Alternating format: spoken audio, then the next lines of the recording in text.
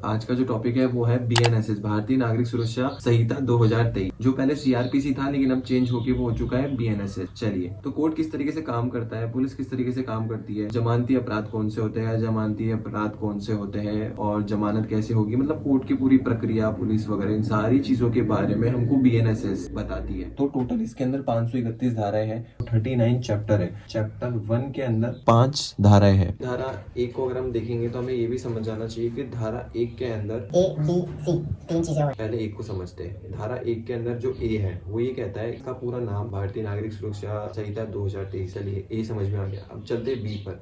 B ये कहता है कि नागालैंड और कोई भी ऐसा क्षेत्र जैसे जो आदिवासी है जंगल में, तो उनके ऊपर ये लागू नहीं होगा। सेकंड भी खत्म हो गया। हम चलते हैं सी पे। सी का कहना भी सिंपल है कि 1 जुलाई 2024 से ये लागू हुई है। ये सही बात है, लागू हुई है। पहला पॉइंट है नाम, सेकंड पॉइंट है कि किन किन पे लागू नहीं होगी, और थर्ड पॉइंट है कि ये कब लागू हुई है। तो आई होप आप लोगों को बीएनएसएस की धारा 1 अच्छे से समझ में आ गई होगी। जो धारा 2 है उसके अंदर भी 2 पॉइंट है। जो पहला है वो बताती है परिभाषा के बारे में, और जो दूसरा है वो बताती है कि ये किस किस आधार पे काम नहीं करेगी। परिभाषा के अंदर 26 पॉइंट्स है। और बात करें अगर हम इसकी बीएनएस या फिर आईटी एक्ट 2000, उसमें कोई अपराध के लिए कुछ परिभाषा दी गई होगी तो वो उसके अकॉर्डिंग काम करेगा। ये वहां पर बीच में इंटरफेयर करने के लिए नहीं जाएगा। जाते हैं परिभाषा। जो 26 परिभाषा है, इसके अंदर हमें बताया गया है इलेक्ट्रॉनिक साधन देखना या सुनना, ऑडियो रिकॉर्डिंग हो गया। जमानत के बारे में बताता है कि अगर किसी की जमानत होती है, कोर्ट जमानत पत्र या बंद पत्र सबमिट करवाएगा। बेल बॉन्ड के बारे में, कोर्ट किसी व्यक्ति को रिलीज करती है, छोड़ती है, तब प्रतिभूति मांगी जाती है उनके द्वारा। प्रतिभूति मतलब सिक्योरिटी होती है। बंद पत्र सेम चीज होती है लेकिन थोड़ा सा चेंज होता है। कोर्ट द्वारा किसी व्यक्ति को छोड़ा जाता है तो वो बंद पत्र पर अगर जा रहा है तो उसमें प्रतिभूति की आवश्यकता नहीं होती, किसी सिक्योरिटी की जरूरत नहीं होती है। किसी व्यक्ति के ऊपर चार्ज लगता है, मतलब किसी के ऊपर अगर आरोप लगता है, वो किस तरीके से उसको सुनाया जाता है इसके बारे में बताता है। संज्ञेय अपराध के बारे में बताता है। कॉग्निजेबल ऑफेंस के बारे में बताता है कि कॉग्निजेबल ऑफेंस जिस व्यक्ति द्वारा किया जाता है उसको बिना वारंट के, बिना मजिस्ट्रेट की गाइडलाइन के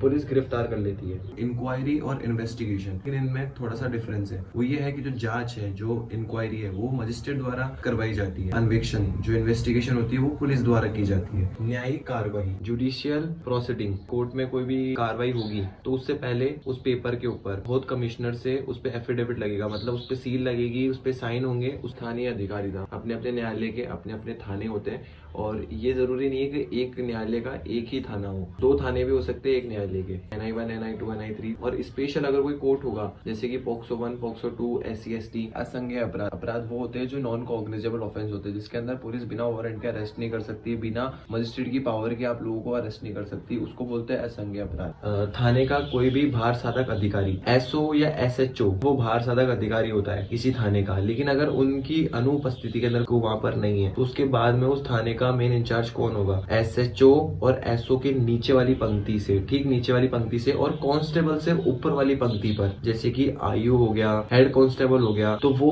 उस थाने का भार अधिकारी साबित होगा। पुलिस रिपोर्ट, पुलिस द्वारा जब चार्जशीट या फिर चालान पेश किया जाता है तो उसको बोलते हैं पुलिस रिपोर्ट, जो न्यायालय में पेश की जाती है। लोक अभियोजन, लोक अभियोजन हम बोल सकते हैं सरकारी वकील को। उपखंड अधिकारी, तहसील होती है, उसके अंदर जो अपर अधिकारी होता है SDO, तो उसको बोलते हैं उपखंड अधिकारी। समन मामले होते हैं, 2 साल से कम सजा के जो मामले होंगे वो समन मामले होंगे। 2 साल से अधिक सजा वाले जो भी मामले होते हैं वो होते हैं वारंट मामले। तो आई होप आप लोगों को धारा 2 पूरी समझ में आ गई होगी। अब हम चलते हैं धारा 3 की तरफ। धारा 3 निर्देशकों का अर्थ लगाना।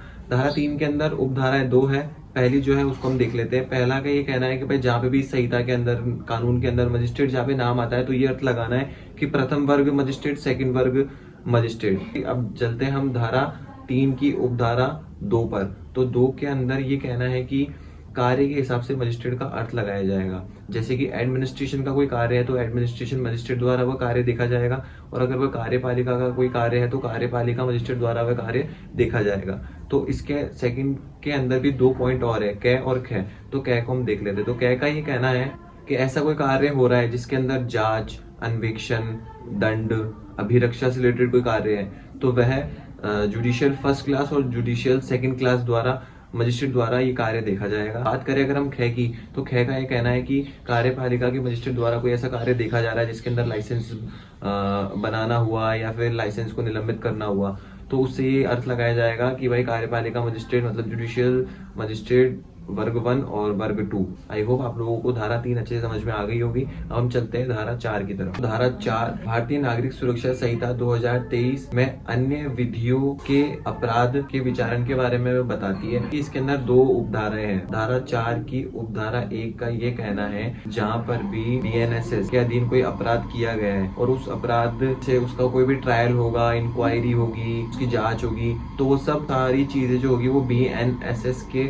अधीन होगी। और वहीं हम बात करें उपधारा 2 की, मतलब धारा 4 की उपधारा 2 की अगर हम बात करें तो वहां पे ये कहना है कि अन्य विधियां वो देखा जाएगा उस टाइम पे, उनका ट्रायल और उनकी जांच वो सब देखा जाएगा कि कौन सी उस पे विधि लगेगी, जांच प्रक्रिया इन्वेस्टिगेशन सब उसके अकॉर्डिंग ही की जाएगी। तो आई होप आप लोगों को धारा 4 भी अच्छे से समझ में आ गई होगी। अब हम चलते हैं धारा 5 की तरफ, व्यावृद्धि।